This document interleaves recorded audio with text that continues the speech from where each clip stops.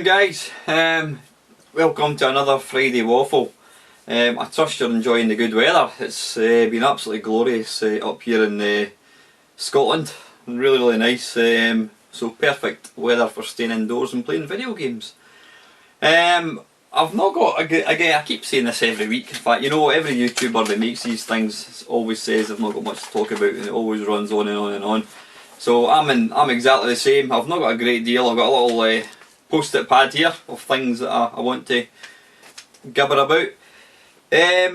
What have I been up to games wise? I've not been playing a lot of games. Most of my time this week has been spent configuring I call it a MAME cab. I mean it's actually got a lot of systems on it. I've spent a lot of time configuring the Commodore 64 and Spectrum emulators. Now as anybody that, well in fact everybody that's going to be likely to watch this video will know all about Spectrums and Commodores. Especially with a lot of the games that were like hacked back in the day, they have like intros and that kind of stuff. And you've got to press, like on the Commodore 64, most of the games they've got a kind of musical intro type thing with the usual bloody say hello to different people. This was basically hacking groups that put these on at the beginning of each games. Now the pain in the arse thing for these is to get out of them you've got to press like run stop or in the PC it's an escape button. You've got to press different buttons, the space bar, return button, etc. So trying to emulate that on a cab that's got like 2 joysticks and 6 or 12 buttons, you know, 6 buttons per player, it's quite difficult. Now unfortunately you can't. The emulators that I've tried, the one I'm using is called WinVice, which is a fantastic Commodore 64 emulator. The only problem with it is you can't map these buttons onto the cab. I mean the cab, I don't know if you know anything about MAME cabs, but basically the joystick and the keys are actually mapped as keyboard presses. So for example, you know, the up direction on one of the joysticks is like the letter Z, the down is letter P, the left is letter Z, whatever it is. So these are basically key presses. So trying to emulate that onto a cab isn't very easy. I did manage to figure it out, but like I says, a lot of the games, you know, it comes up with this musical intro and then it asks you to press run stop. Now obviously there's not a run stop button on the cab, so what I was doing is, in fact I think I mentioned this last week actually, I've been looking for some sort of software that will allow me to map like the letter F as the escape button or the letter P as the space button. I tried loads of things, couldn't get anything working, but my mate Ian came up with a suggestion, this thing called Auto Hotkey, is it called? I think it is, Auto Hotkey. Absolutely fantastic. If you need something like that, go and look it up. What it does is, it allows you to write scripts, which when I saw that I thought, oh, too scary, you know, I'm about as technical as a you know, a left-handed baboon. Really I'm not technical at all. I can find my way about emulators and games, but don't ask me to write scripts or any of that kind of nonsense. So anyway, yeah, this Auto Hotkey, what it allows you to do is you can basically, I mean it's as simple as creating a script, and what you do is you just basically put in like the letter, 2 colons, and then the letter you want it assigned to. So if I want to assign the letter V as a space bar, I put V colon colon space. So you basically map all the keys that you want to change. Once you've finished it, you save the script and then you right click it and you do compile script, and what that does is it actually changes it into an exe file. So what I've done is I've managed to do one for the Spectrum and one for the Commodore 64. The Spectrum took a bit longer because, as you know, every Spectrum game is different. It'll ask you, it'll say, you know, J for joystick, so you press J. Then it'll say K for Kempston, so you need to press K. Then it'll say like redefine, you need to press R. So you need to think of all the different buttons, possible permutations of buttons that you can possibly get when you come to play a Spectrum game. And the same with the Commodore 64. the way the WinVice works is a lot of the games are actually tape images, which means you've got to sit through the intro music for 10-15 minutes, which can be a bit of a pain in the arse. It's nice for the sort of the authentic the authentic kind of experience watching the loading screen, but if you want just to batter straight into the game, it can be a pain in the arse. So what I was able to do is on WinVice, to put the game into like warp mode as they call it, it's alternating W. So what I was able to do, or Ian was able to do for me I should say, was define the alternating W as a single key, which means I press that fire button on my cab and it goes into warp mode. So really good. So thanks again Ian for sorting me out. Once I was able to kind of look at some of the scripts that Ian's written, I've been able to really tailor it properly. And what I've now got, I may as well let you see it, because it's, if anybody ever decides to build a MAME cab, this is the kind of thing you want. My mate Dave, who built the MAME cab, he even gave me a owner's manual, which is fantastic. But what I've done here is, I don't know if you can see that Commodore 64 layout. I've basically, when you come to play that, it tells you what each button is: enter, space, fire button, turbo button, swap joystick. So it shows you start game, exit game. So I've done one of these for the Commodore, and I've also done one for the Spectrum. I mean, the other sort of consoles are fairly straightforward: start, select. So I've done one for the Spectrum as well.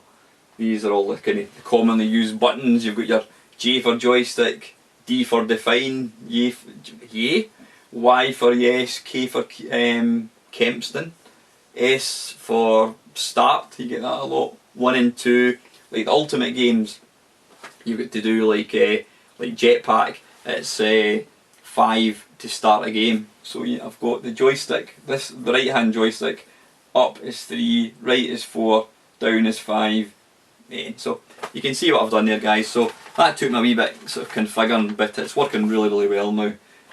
But you're always going to get a game that wants you to press the letter Q, you know, which is a pain in the arse. So I've still got the keyboard there. So yeah, that's I've been spending most of my time basically getting my MAME cab up and running, and I think I'm pretty much there with it. I mean, I really need to start playing it more and spending less time configuring it. But once it's done, I mean, that's probably anybody like myself that's into emulators. It's one of these things. I mean, I'm alright. Wouldn't say perfect. Well, maybe I am. Yeah, when it comes to emulation and my sort of video games, I am a bit of a perfectionist. I like to get things just working perfectly, and it can be a bit, you know, anal to say the least. You know, the amount of time I spend doing these things. But I always think it's worth it, because once you've got it done right, then it makes for a happy gaming experience. So yeah, that's my MAME cab. I've been spending a lot of time doing that. What else have I been doing? Games wise, now I have to admit guys, I haven't been playing. I've only had a couple of games of Berserk. That's How to Become a Video Game Champ. I'm tempted to maybe play a different game. The book that the reason I'm looking up is because I'm looking up at the book that I was reading, the How to Master Video Games. I wouldn't say it's exactly how to master video games. It basically gives you a brief overview of the game, and it tells you, you know, to increase your score, don't die, you know, be aware of robots when you first appear in the maze. It's only like 2 or 3 pages. It doesn't really give you that much of a sort of tips or hints as to how to get good at the game. So it's going to be a case of me just practicing, and I've only played a couple of games at it. But what I'm going to do is I'm going to make another video of me playing Berserk to see if I can kind of improve on it. But I'm actually tempted to change the game. It's the reason I picked the game is just because that's the kind of logo that I use for my YouTube channel. But it's not, Berserk's quite a basic game. It's not one of my favourite games. Don't get me wrong, there's probably lots of people out there that think it's an amazing game, and it's good fun, but it's quite basic. But there's probably other games that I prefer to kind of dedicate my time to actually play and to try and improve on. So yeah, that's that. Games wise, what have I been playing? On the MAME cab, the arcade, I've been playing Smash TV. Now, anybody that's watched my videos probably knows that Robotron 2084, or 284, however you pronounce it, that's one of my favourite arcade games. And I know that Smash TV was a sort of a follow-up by Eugene Jarvis, and I've been playing it a fair bit, and it's a fantastic game. I mean, it's a fantastic game in the same way that Robotron's a fantastic game. It uses the twin sticks, left joystick for movement, right joystick for firing. It's just absolutely sublime. It's, as I says when I was making my Robotron video, it's without a doubt the sort of purest form of gameplay. You know, moving and firing. You don't have to think about it. You don't have to think about what key to press. You're just basically using your two hands to move and fire. It's the most sort of natural thing you could really do. It takes a bit, if you've never played a twin stick shooter, it does take a wee bit getting used to, but once it clicks, it's just awesome. Really, really good. I'm not getting particularly high scores at Smash TV because I'm not very, very good at it, but I'm starting to get further into the game, and I'm really, really enjoying it. So that might be the game that I sort of might try and play and try and become really good at. I don't know. There's, I mean, having a MAME cab there, you know, I've got, when I first put it on, it was listing something like 8,500 games, which anyone that's got MAME will know is just, you know, it's nonsense. What you get is you get 20 different versions of each game, then you've got all your Mahjong games and all your adult content games. So what I've done is I found a clever little program called ROM List, and it allows you to basically filter off all the shite. So I've got rid of all the Mahjong games. I've got rid of all the adult content games, the sort of gambling games, your dance games, the casino games, all these sort of stuff. I've got rid of all that shit. I'm not interested in that. And I've basically got it down to like a one game, you know, like 1942, you only get one particular version of 1942. I'm not interested in picking from 10, 11 different versions of it, so I've got it down to, I think I'm down to 1,500 games now. But what you can do, using the front end that I've got in the MAME cab, you can actually make a favourite. You can press a button to make it a favourite, so I've got like a list of favourite games. I mean, I'm up to about maybe 20 or so. I mean, there is probably maybe 20, 30 games that I play on a regular basis, so I'm intending to make up a favourite list for that. So yeah, I've been playing a lot of Smash TV. Console wise, what have we been playing? What's it called? Pixel Junk Shooter. Anybody that's got a PlayStation 3, PlayStation 4, PS Vita, if you don't have it, go and get yourself PlayStation Plus. Now it costs, I think it's 30 quid a year. It's kind of like your sort of your Microsoft 360 membership type thing, gold membership. But what it allows you to do, it basically gives you discount off games. But the wonderful thing is, it basically gives you a collection of free games. Well, I'm saying free as far as you paid your 30 quid for this annual membership. But what it does is, every month Sony pick maybe half a dozen games, maybe 1 or 2 games, which you can download for free, and as long as you've got an active PS Plus membership, you can play the game. So every month they release a game. You'll get a couple of games for the PS Vita, you'll get a game, pardon me, for the PS4.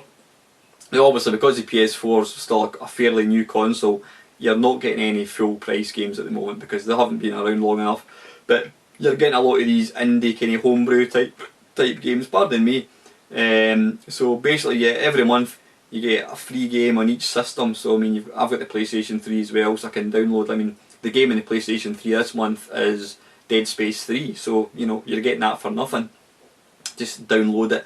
As long as you click on download, then you've effectively bought the game. You don't have to physically download it, if that makes sense. As long as you click on the download button, you can then click download later. So when you see a game that comes on it, click on the download button, and then you've effectively bought the game, because next month that game will be back up to full price.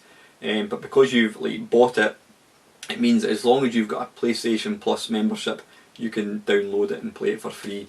So yeah, Pixel Junk Shooter is a game. It's an indie game. It's a twin stick affair. it controls kind of similar to, what's the name of the game? Stardust, Super Stardust on the PlayStation 3 and PS Vita. Basically, in fact, you know, I'm saying it plays like that. It doesn't play like it at all, actually, other than you use the left stick to move, yeah, and the right stick's to kind of thrust sort of thing. I think the left stick controls the movement, the right stick controls the thrust type thing. But basically, it's almost like thrust on the Commodore 64 or Lunar Land or whatever. You control this little spacecraft, and you have to go inside caves, rescue scientists. I mean, it's quite a familiar gaming sort of what do you call it? Gaming story, whatever you want to call it. I'm terrible at forgetting what I'm trying to talk about when I'm on these in front of a camera. But anyway, yeah. So basically, you go underground and you can shoot things. You know, one of the really clever sort of game mechanics of this thing is, as you get further underground, it's like a volcano, and you get like the hot lava, and if you go too near, your spaceship will heat up and eventually explode if it gets too hot. But there's little pools of water, and there's like, it's like you're inside a cave, and there's like rock you can blast away and release the water, and when the water gets in contact with the sort of hot lava, it cools it down, and you can then, it turns it into kind of stone, which you can then blast to kind of open up further bits of the level. So it's really, really good. It's really, really nice. I've got it on the PS Vita, and I've also, when you buy it on the PS Vita, you also get to buy it on the PS4 as well. So I've got it on, I say, both PS Vita and PS4. Lovely, lovely game. Really, really nice to play. I mean, I think to buy it, if you don't have the PS Plus, I think it's about a tenner to buy. So definitely recommend it, guys. Have a look at it. Pixel, what's it? I can never remember the name of it. Pixel Junk Shooter, and it's on the PS4 and it's also on the PS Vita. That's that. The other thing which I mentioned I was going to be doing was creating bead art. Now, 2 weeks ago I went out, I went to I went to a shop called Hobbycraft. They've got an online, they've got a website, but there's a Hobbycraft in my hometown of Livingston. Went up there, bought myself a big tub, 10,000 beads for 10 quid. Apparently you can get it for £5 online, so have a look at it. The only problem with that is there's about 10 colours and there's 10,000 beads, so it takes you forever to sort them into colours. If you're actually going to start making these things, you really have to kind of have them set out into individual colours, because if you're looking for like 20 reds and you're having to go through and pick them out individually, it would end up bursting your head. So yeah, got them. But what I also bought was, I went back up a few days later and I bought some packs of like black beads, white beads, reds, all the kind of common colours. But they're that cheap. I mean, a bag of 1,000 is £2, so really good. So what I've done is I've made a couple of these things. Like, what I'm going to do is I'm going to take this camera off for a second. In fact, I'm going to cut. I'll be back in 2 seconds. Okay guys, back again. These two there, these bad boys from Rolling Thunder, these were actually made from a guy called Darren Beads AC Star or something that it's called. Really, really nice. But what I did is I bought the beads and I have made bonus points, if you can recognise them. I've made these ones myself. Really, really good fun to make. I mean, they also look better further away. These are the little guys. That's the brain out of Robotron. There's a little, was it Johnny or Mikey or somebody's name is? He's one of the little humans. There's the main man out of Robotron. Then you've obviously got one of the baddies, and then you've got the little girl, complete with her little green shopping bag. Then these were the first two that I tried. Butchu, out of Bruce Lee. He got a bit kind of melted, because what you have to do is you put the beads onto this sort of like board, then you iron them. But it takes a bit of getting used to, so you can see he's a bit melted looking. And then we've got Bruce Lee. I mean, to actually get these, all you do is you just type in Bruce Lee sprite into Google. Then you know you'll get pictures coming up in Google, and you can just basically follow it. And the piece de resistance, which took me about, I don't know, a couple of hours to do, is this bad boy. Absolutely love him. Exploding fist. Again, it's quite, you know, it's, when you see it up close, it doesn't look that great. But he's a good, I would say about 10 inches tall. But from a distance, I think he looks the dog's bollocks. So yeah, great fun. Heartily recommend you get yourself some beads and start making these things because they're piss easy to make. It's just you need to have a bit of patience. So yeah, that's it. Right, I'm going to go and put this camera back in the stand. I'm back in 2 seconds. Okay, I's back. Right, what else? What else? What else? What have I been up to? Blah blah, Mamecam, Spectrum, Smash TV, pixels on bead art. Right, that's all that's all what I have been up to. Today I am going to talk about, what did I actually call it? What started your love of video games? Now I've probably touched on this before, but you know what, I'm one of these, I'm a sentimental old bugger. I mean, I love to talk about all the memories of why I got into video games, etc. Is that camera a bit, it looks like it's a wee bit high. Nah, it doesn't matter, as long as you can see my ugly mug, that'll do. Yeah, what started my love of video games? Now I'm not going to waffle on too much because I've touched on these things before. I first got into my very first experience or contact with a video game. I saw Pong, a Pong machine at Edinburgh Airport. I think I had one shot of it, and it, you know, it was like, okay, whatever, didn't really bother me too much.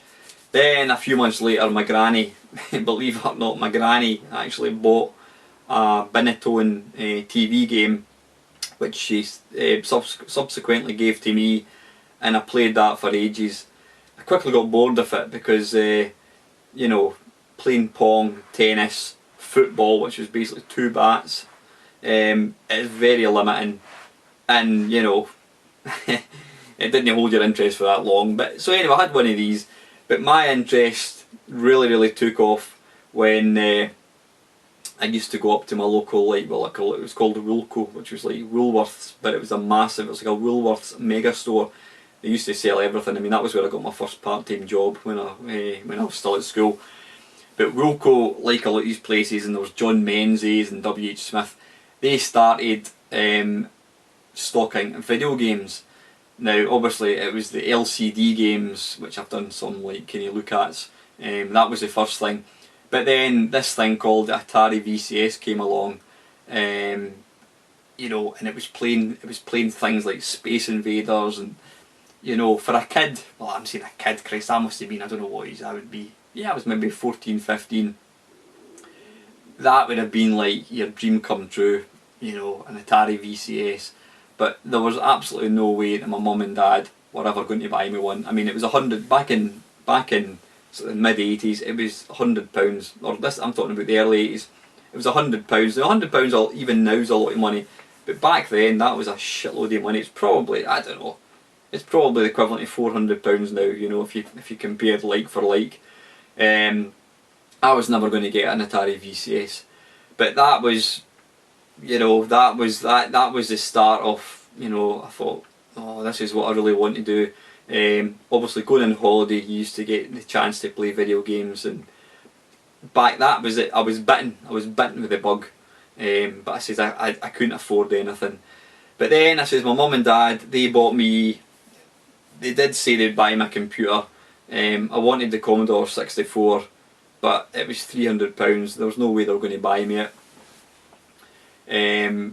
But they bought me, what did they buy me? They bought me the Texas T19940, which was basically shit. Saying that, I've seen some decent games for it, but I didn't have any. The only one game I had was a game called Core, which was written in BASIC, and it was shite. But yeah, they bought me that. But then when I got my part-time job in Wilco, I saved up money and bought my Commodore 64. But before, I'm actually kind of going off topic a wee bit. What kick-started my love for video games was when there was a chap called Ray Agostini. Now Ray was an Italian chap. He opened a computer shop in it was a little kind of shopping centre just down the road from me. Now you need to remember, this is probably 1979, 80, 81, the early 80s. Now back then, computers were not mainstream. You couldn't go and just buy a Commodore 64. In fact, I mean, I don't think the Commodore 64 was even out then. The Spectrum hadn't been released at that point. Now Ray opened up this little shop. Now the shop was really, it was it was no bigger than a bedroom. It was like it was a large bedroom. That was about the size of the shop. To get to this computer shop, you had to go up this set of stairs. Turn to your left was a taxi place, and then you turn to your right, and it was called the Livingston Computer Centre. But I said it was just that, it was basically the size of a large bedroom. Now Ray, it was just Atari stuff that he stocked, because back then the Spectrum didn't exist, the Commodore 64 didn't exist. It was Atari 800 and Atari 400. Now we used to have all these machines lined up. They were all connected. You had like the disk drive, Atari disk drive, excuse me, joysticks.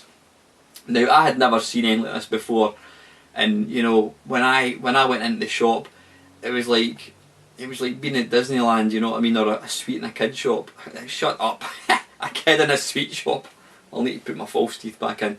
Yeah, it was like a kid going into a sweet shop. These were all these amazing machines, which, you know, I'd never seen before, and they were playing all these video games, things like Bruce Lee and Summer Games, and it was just, you know, it's hard to really understand the impact that it had on kids when we were kids back then, seeing this kind of thing. I mean, I used to go up there on a Saturday. I used to go up there on a Saturday morning, and I would literally, it probably sounds really sad, but I would literally spend hours just being in the shop, just looking at the computers. Ray was a kind of funny chap. He was all right, but if you had any customers, he would be a bit off with you. He would let you be in the shop, whatever, but he would tend to ignore you. But when there's nobody else in the shop, he would be quite friendly. He would chat away to you, type thing, you know what I mean, and he would let you kind of play some of the games. So yeah, that was I used to go up there on a Saturday, and you know, during the summer holidays, and just basically look at people playing the games, just watching the games. Again, it was Atari 800, which I've let you see. I've got one of these bad boys, and that's why I've got such a nostalgic rush for the Atari 800, because that was the first computer, the first real computer that I got to see. You had the Atari 400, Atari 800, and then I says eventually he started stocking the Commodore 64. He got the Spectrum. He started stocking Spectrum games, but he never had much of a collection of Spectrum games. It was always a Make a Chip and Horace Goes Skiing. That was the only games he ever actually stocked for the Spectrum. I don't think he was a big Spectrum fan. But yeah, he started stocking Commodore 64 software, and again, when I got my Commodore 64 back in '83, something like that I think it was, John Menzies didn't sell games. They didn't sell computer games, so the only place I could really get computer games was going up to Ray's computer shop. And now when I was working part-time after school, I used to get paid on a Saturday, pardon me, and it was basically cash in hand. You got a little brown envelope with your wages, and it was probably about £15 now. Again, it doesn't sound like much now, but believe you me guys, back in the mid-80s, 14-15 quid when you were like 16, 17 years old, it felt like quite a bit of money. And so yeah, I would be doing a shift on a Saturday. I would get my wages, and Ray's computer shop used to close at 5:30, and I finished my shift at 5 o'clock. So literally as soon as 5 o'clock came, I would run out the shop onto my moped. I had a little Honda C50 moped, little green thing, loved it. Jump onto that, and I would drive the 3-4 miles to Ray's computer shop. He'd always close at 5:30, and I would usually get up there with 10 minutes to spare, and it would always be a case of get in, get the latest game, and get down the road and play it.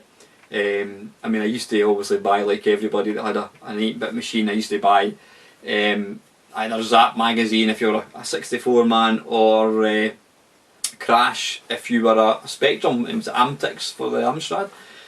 So yeah, I used to look at the latest Zap gold medal winners, dash up to Ray's shop and buy one. Now back then, you know, you had £10, a game was £10 on the Commodore 64 invariably.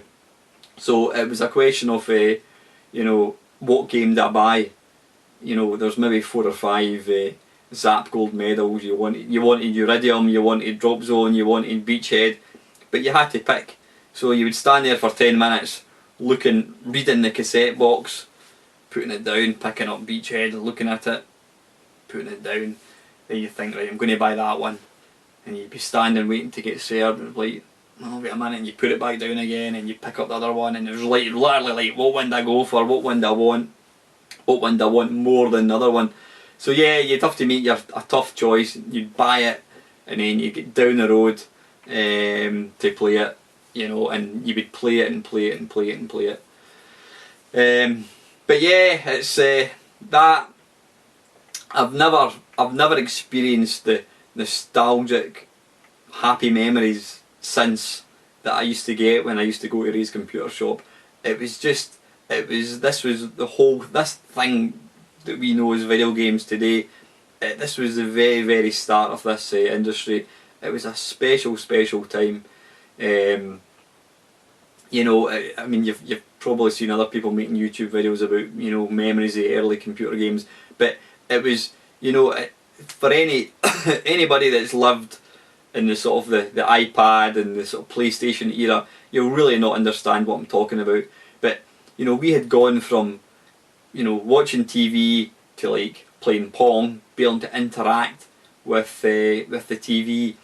Then we were playing things like Space Invaders in the arcades, and then suddenly we had this thing called a home computer, which enabled us to basically play Space Invaders at home, and it was just, it's an incredible rush. It was an incredible feeling and excitement being able to play these games on a home computer.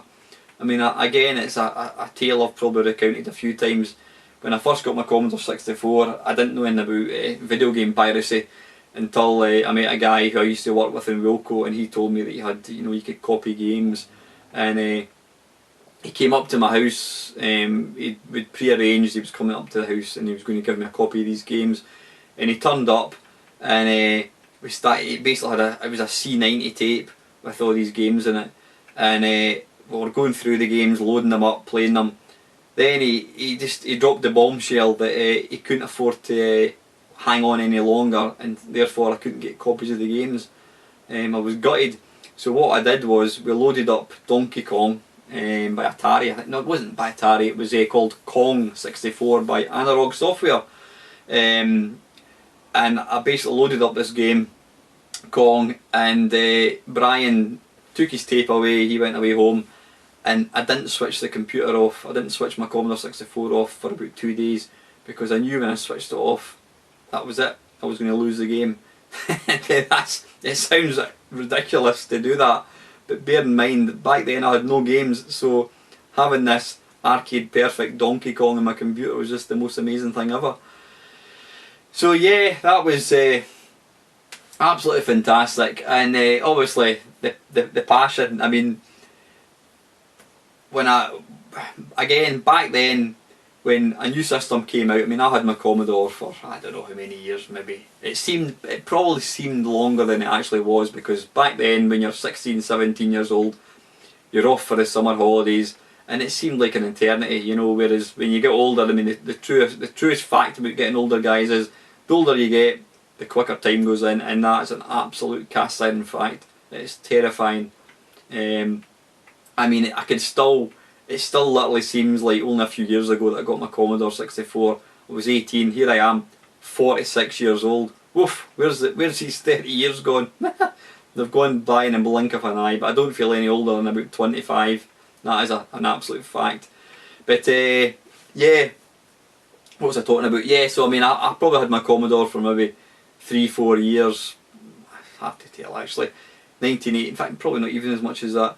Then in 1987, we saw a picture in computer video games of this computer it was by Atari, called Atari ST, and it had photographs of, it was a game called, it was International Karate, and the pictures of this game just blew my mind. I mean, we'd gone from like pixelated, expanded sprites on the Commodore 64, and this looked like something, this was like a painting. It was like this pictures of the two fighters fighting against the backdrop of London. You had Big Ben and like was it the Buckingham Palace, and it was just absolutely staggering. The quality of the graphics were just mind blowing. Pardon me, absolutely mind blowing. And you know, we couldn't believe that a computer could look that good. Then obviously shortly after that you got images of this thing called the Commodore Amiga. It was an Amiga 1000, and you know there was a famous picture of Tutankhamun. You know, everybody's seen that, and it was just staggering, absolutely staggering. But to cut a long story short, I decided I was wanting an Atari ST. The problem being is it was about 300-400 quid, and I didn't have that kind of money. I mean, you know, I was clearing about £150, £200 a month in my wages, and by the time I gave my mum and dad dig money, you know, I didn't have an awful lot left. So I was never going to get one until one day we were out at the pub and my mate Ian told me that he had a surprise. I'm like, what you know, what was it? He wasn't going to tell me what it was. And as it turns out, you know, went back to his house later on, he had bought an Atari ST, and he had two games for it, Prohibition, which I'd done a 10-minute mashup of, and he had Arkanoid. Now, Arkanoid was absolutely arcade perfect. Now, going from the Commodore 64 to an arcade perfect game was mind-blowing, absolutely mind-blowing. So yeah, when I went from like 8-bit to 16-bit, the gaming rush, the rush that you got, just it was incredible. It was, you really felt like you were looking at, you know, cutting edge technology. It was just absolutely phenomenal. Suddenly going from playing like games with blocky graphics, but we're suddenly playing stuff that was like looked super real. It was just incredible. And obviously since then, guys, I've gone from like the Amiga to, you know, the SNES to the PC to the PlayStation to the 360 to the PlayStation 4, and I'll be perfectly honest with you guys, when I get a new piece of hardware, in fact when I get a new piece of new hardware, like when I got the PS4, I was completely underwhelmed. Don't get me wrong, I look at the graphics and think that's completely amazing, but I don't get the rush of excitement that I did when I went from like the 8-bit to the 16-bit. That gap was huge. Suddenly you had like real sounds, digitised sounds, people speaking, proper music, absolutely, you know, stunning, super real graphics. But going from like the 360 to the PS4, it's just like whatever, you know. The graphics are nice, really nice. Maybe it's because I'm getting older, don't know, but we've become super used to like super realistic graphics. I mean, when I play a game now, I never ever think about, whoa, that music is, you know, incredible. You don't think about music, you just completely take it for granted that you're getting proper speech, you know, orchestral pieces put together by, you know, professional musicians. But, you know, what was the game I was playing the other day there? Whizball on the Commodore 64. Back then, you were absolutely in awe of the music that was getting played. You know, that these programmers were actually making on 8-bit machines. Monty on the Run by Rob Hubbard is one of my favourite, if not my most favourite 8-bit tracks. And that's why people like myself and other people still listen to these music, because what they were doing was they were pushing the boundaries of the hardware, and it was like, absolutely, you know, just it was staggering what they were coming out with. And so every new game that came out and had a new super duper soundtrack, it just kept pushing the boundaries more and more and more and more, and it blew your mind as a kid. You know, it was absolutely staggering. But like I says, now we've just become completely blasé with, you know, you don't even think about the music. You know, it's just there. You totally take it for granted. But I guess, guys, that's like anything. I mean, I'm sure my mum and dad would have said, you know, back in the day we didn't have a toilet. You know, so when they got an indoor toilet, it was like, wow. And it'll be the same. I mean, my daughter, she's been brought up, she knows, you know, recording herself on an iPad doesn't mean anything to her at all. Whereas for guys like myself, that's still kind of, it's pretty mind blowing that you can record yourself on a you know, something that's the size of like a, I don't know, a phone, you know what I mean? But anyway, I'm starting to waffle and going off topic. But yeah, that was when I started going to Ray's computer shop. That's when I knew that video games was in. It got under my skin. That's what kick-started my love for video games. And here we are, almost 30 years on. It's never left me, and I really don't think. I mean, if anything, now I'm more into my retro games than ever, and I don't think that's ever going to change. So yeah, but interested to hear your guys' thoughts and opinions, and when did you get into video games? What was the first computer that you saw? Was it at school? Was it your pals? When did you realise that this was going to be a passion that was going to stay with you for life? Interested to hear that, guys. But yeah, I think that's it. Coming up, what am I planning to do? I'm going to be recording a Berserk video. Obviously the usual mashups, and I'll be making more bead art. I've got a few more bits and pieces that I want to make. But certainly, guys, get yourself some bead art from Hobbycraft and start making them. They're hugely fun to make. But anyway, guys, I think that's I've rabbited on long enough. It's probably going to run to over half an hour, which is way too long for these. So anybody that's actually managed to stick this video out to the end, good on you. As usual, guys, I appreciate you watching. I do like any comments. I always try and make a point of responding to comments. I'm always interested to hear your thoughts and opinions. If you do like the video, please hit the like button, and if you want to see more of these videos from my good self, I do make videos obviously on a daily basis. If you do enjoy them, if you've got anything you want to see, let me know. But if you do enjoy watching them and you want to see more, maybe you might want to contemplate hitting the old subscribe button. As usual, guys, thanks for watching.